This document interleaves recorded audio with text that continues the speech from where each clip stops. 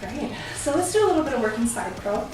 Step out into the middle of your mat. I kind of like this because I've got space on each side.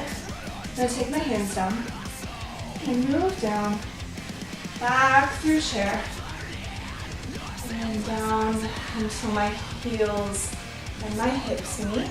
As my heels are lifted.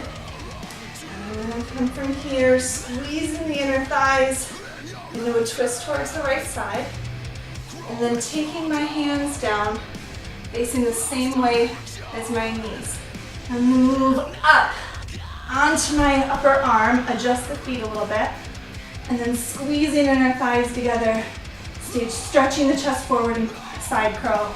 And then moving the toes back down, hands back up into my heart.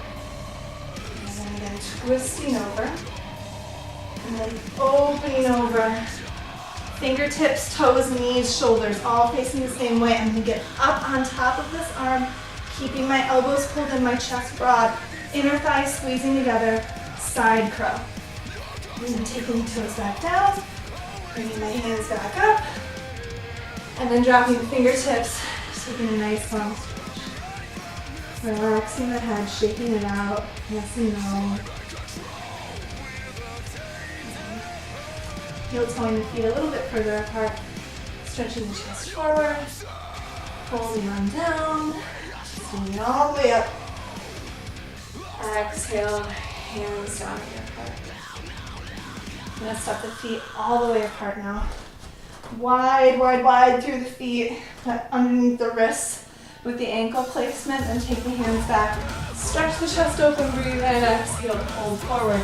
Fingertips, kind of the head drop towards the floor, letting the head hang out and lifting up through the hips, the backs of the legs. And a lot of kind of constricted twisting, so we're really going to open up the chest through a twist. Left arm down, right arm up, pulling the hips back, spread open your chest.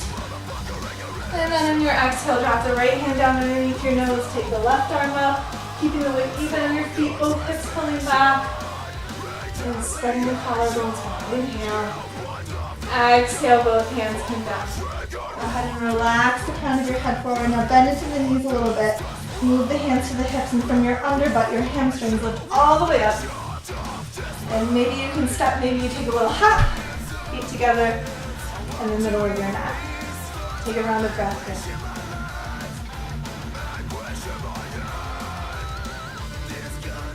So I know that side curl is totally the bane of a lot of people's yoga practices. What's really hard for a lot of us is honestly believing that we have the strength in order to execute the pose, and then kind of negotiating with the muscles exactly how they're supposed to work. For me, something that really helps places where I don't feel quite as strong is to have a little bit more connection. So the open variation where you have kind of just balancing on one arm, if that seems like it's a little bit strong for you, then you can try to twist further into this adaptation that's a little bit more rotation, but maybe a little bit more support for those of us who may not feel quite as strong in the shape. So coming into the same way, you're going to sit back and then sliding down, finding this balance. Palms pressing to keep the chest open, inner thighs squeezing to keep that connection and that strength. Again, continuing to make physical contact to fire up muscles. So rather than having my fingertips and my knees facing directly in front of me, I'm going to have them facing out to the side wall. So now I have both elbows making contact. Now, two things that are really important with this variation. We often think of going forward, and that's going to take us down, and we often let the shoulders go, so don't do any of that. Think up, pushing up and forward. And then also I often see this elbow that's supposed to connect at the hip kind of hanging out willy-nilly.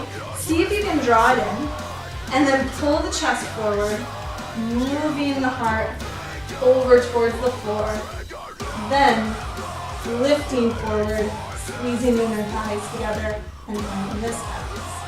So that's a lot of rotation, which is often very difficult for a lot of people, but if rotations may be easier for you than strength moves, then this could be a good variation of crow pose. I'm going to move now over to the other side, so I've got toes and hips facing one way, shoulders and hands facing the other. I'm going to come down. First thing I'm going to do is connect my left elbow to my left hip, and then I've got the right elbow kind of just above the knee on the thigh. I'm gonna pull my left shoulder back so that my shoulders are even, squeezing inner thighs in, continuing finding length. Get the whole body involved. Notice my toes aren't being lazy. Still breathing. And then lower back down onto the toes. Come back to center. And let's move into a malasana, a squat, to relax the spine.